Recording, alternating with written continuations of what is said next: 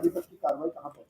एक गोपनीय सूचना के आधार पर पुलिस टीम द्वारा जो आईटी पार्क क्षेत्र में ग्लोबल टेक एनर्जी सोल्यूशन करके कंपनी थी, वहां पर कल रात्रि इसमें रेड की गई थी और ये सूचना थी कि वहां पर एक फर्जी कॉल सेंटर बड़े पैमाने पर ऑपरेट हो रहा है। और जब वहां पर पुलिस द्वारा टीम सर्च किया गया तो वहाँ 58 लोग वहां पर वर्क पाए गए जो लैपटॉप और डेस्कटॉप पे काम कर रहे थे। जब सभी के डेस्कटॉप और लैपटॉप को चेक किया गया तो पाया गया कि उनके द्वारा एक एंटी सिस्टम हैकिंग करके एक सॉफ्टवेयर के माध्यम से एक पॉपअप भेजा जा रहा था, जो इनके अमेरिका में यूएस में बैठे कुछ और लोग कनेक्शन में थे, उनको ये फॉरवर्ड हो रहा था और उसके द्वारा वहां पर जो अमेरिकन और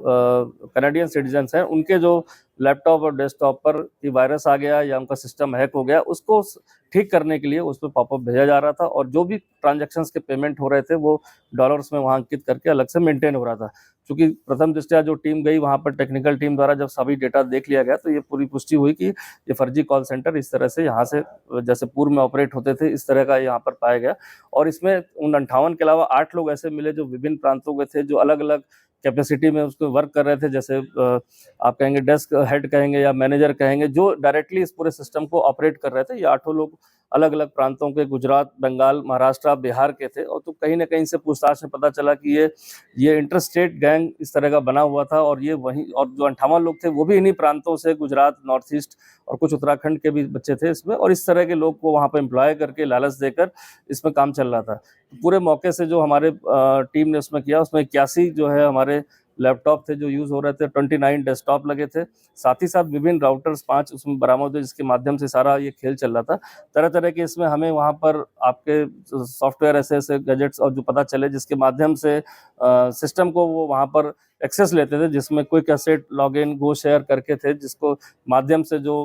विक्टिम है उनको कहीं ना कहीं उनके डेस्कटॉप लैपटॉप को शेयर करने के बाद यहाँ से पॉपअप भेजा जा रहा था। तो सभी चीज़ों को परीक्षण के उपरांत इसमें जो है विभिन्न धाराओं में इन पर मुकदमा दर्ज किया करके 8 लोग को इसमें अभी अरेस्ट किया गया है। सभी सामान को सीज किया गया जिसकी कीमत करीब 1 करोड़ से ज़्यादा है। साथ ही साथ ये अभी विगत 1.5-2 माह से ये गैंग पूरी तरह से सक्रिय होकर यहाँ पर लोगों को एम्प्लॉय करके यहाँ पर चल रहा था। अब इसके कुछ कनेक्शंस मिले हैं जो अलग बाहर की कंट्री से मिले हैं, जहां से इनका ट्रांजैक्शन भी ट्रेल मिली है और साथ ही साथ कुछ ऐसे नंबर्स भी आए हैं जो बाहर से इनके साथ कनेक्टेड थे और ऑपरेट हो रहे थे, जिसके बारे में भी जानकारी की जा रही है। तो एक देखा जाए तो एक कॉल सेंटर जो विभिन्न प्रांतों के बच्चों को लाकर और विभिन्न प्रांत के जो इसमें मास्टर हेड्स मिले हैं जो काम कर रहे थे, तो कहीं ना कहीं ऐसा लगता है कि इंटरस्टेट ये गैंग था जो पूरी तरह से यहाँ पर ऑपरेशनल होने के लिए यहाँ पर सेटअप किया था और इसमें समय रहते इसकी सूचना पर इसको पर्दाफाश किया गया। क्योंकि इस तरह के कॉल सेंटर में सबसे बड़ी बात ये रहती है कि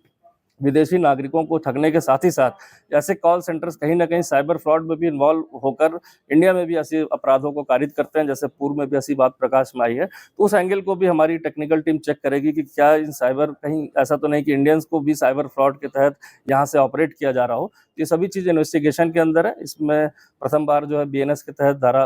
111 के तहत भी इन पर ऑर्गेनाइज क्राइम के तहत इसमें मुकदमा दर्ज किया गया है और बाकी अभियुक्तों को न्यायिक हिरासत के लिए वहाँ पर कोर्ट में पेश किया जा रहा है।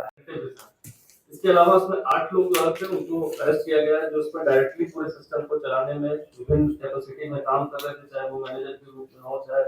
डेस्क इंचार्ज के रूप में हो, या विभिन्न जो उनको तक दिया जाता है ऑपरेट करने के लिए। इसमें 8 लोग अरेस्ट हुए। इसमें बड़ी बात है कि इसमें जितने लोग भी अरेस्ट हुए हैं, इसमें देखा जाए तो भाई साहब फोन थोड़ा सा पीछे पीछे ले लेते भैया भैया कुर्सी हटा दो जरा। दिल्ली, अलग अलग गुजरात स्टेट से आए हुए थे, तो उसको देखते हुए उसको फॉलो कर रहे थे कि उनका काम जेन्युइन है कि नहीं, क्योंकि जानना बड़ा मुश्किल होता है कि कोई कॉल सेंटर या कोई ऑफिस खुलता है तो उसमें काम किस तरह हो रहा है। तो काफी दिनों से उसमें वॉच रखा जा रहा था, क्योंकि विभिन्न प्रांतों के बच्चे इसमें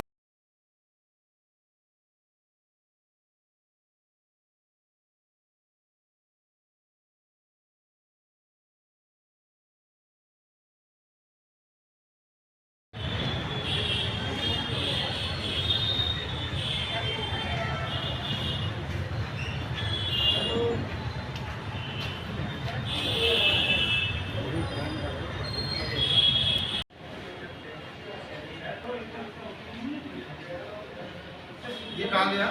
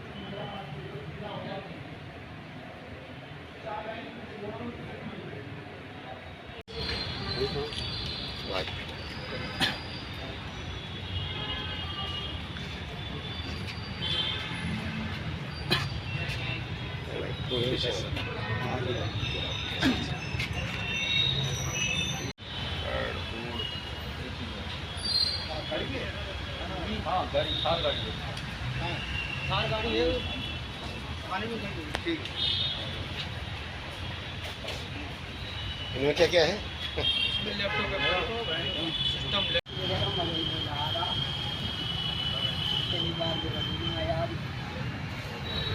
तिलक बाबू तुम चले आ रहे हो? मैं पहली बार